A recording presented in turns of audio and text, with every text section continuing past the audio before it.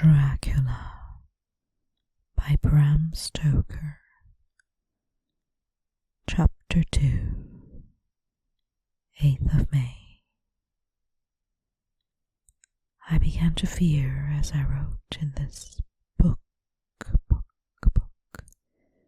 that I was getting too diffuse.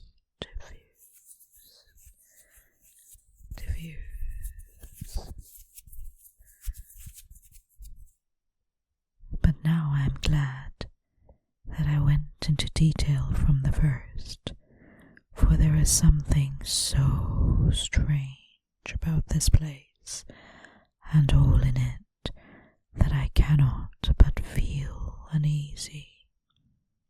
I wish I were safe out of it, or that I had never come. It may be that this strange night existence is telling on me, but with that were all. If there were anyone to talk to, I could bear it, but there is no one. I have only the Count to speak with, and I fear I am myself the only living soul within the place. Let me be prosaic so far as facts can be. It will help me to bear up, and imagination must not run riot with me. If it does, I am lost. Let me say at once how I stand, or seem to. I only slept a few hours when I went to bed, and feeling that I could not sleep any more, got up. I had hung a shaving glass by the window, and was just beginning to shave. Suddenly, I felt a hand.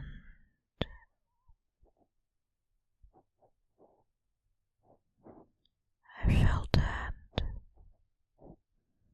on my shoulder, and heard the Count's voice saying to me, "Good morning." I started, for it amazed me that I had not seen him, since the reflection of the glass covered the whole room behind me. In starting, I had cut myself slightly, but did not notice it at the moment, having answered the Count's salutation. I turned to the glass again to see how I had been mistaken. This time, there could be no error, for the man was close to me, and I could see him over my shoulder. But there was no reflection of him in the mirror. The whole room behind me was displayed, but there was no sign of a man in it, except myself. This was startling, and coming on the top of so many strange things, was beginning to increase that vague feeling of uneasiness which I always have when the Count is near. But at the instant I saw that the cut had bled a little, and the blood was trickling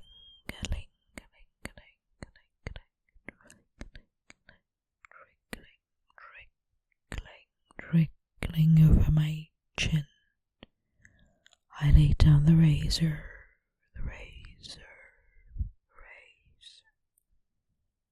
Turning as I did so, half round to look for some sticking plaster.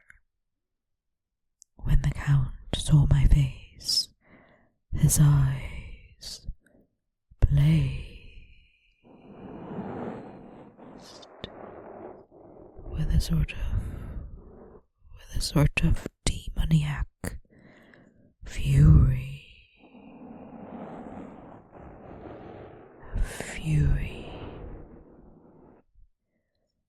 he suddenly made a grab at my throat. I drew away, and his hand touched the string of beads which held the crucifix. It made an instant change in him, so the fury passed so quickly that I could hardly believe it was ever there. "Take care," he said. "Take care how you cut yourself. It is more dangerous than you think in this country." Then, seizing the shaving glass, he went on, "And this is the wretched thing that has done the mischief. It is a foul bauble of a man's vanity. Away with it."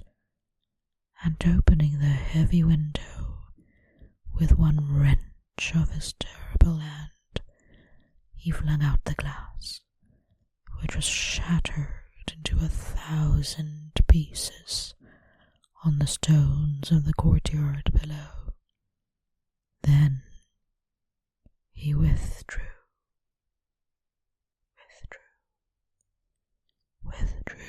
without a word.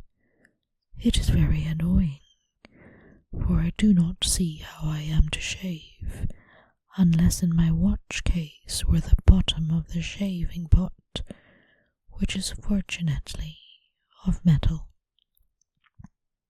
When I went into the dining room, breakfast was prepared, but I could not find the Count anywhere, so I breakfasted alone.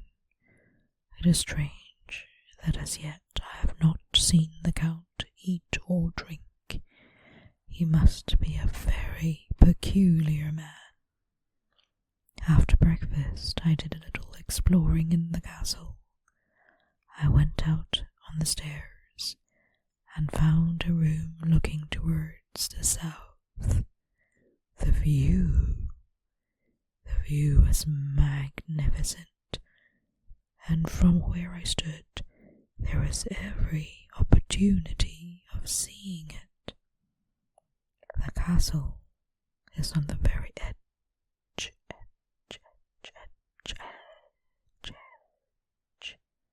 of a terrible precipice. A stone falling from the window would fall 1,000 feet without touching anything. As far as the eye can reach is a sea of green tree tops, with occasionally a deep rift where there is a chasm. Here and there are silver threads where the rivers wind in deep gorges through the forests.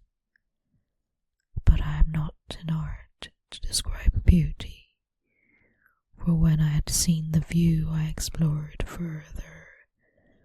Doors,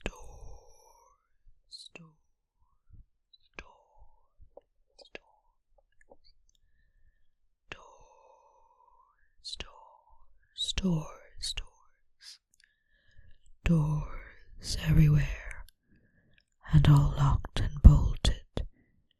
In no place, save from the windows in the castle walls, is there an available exit. The castle is a veritable prison, and I am a prisoner.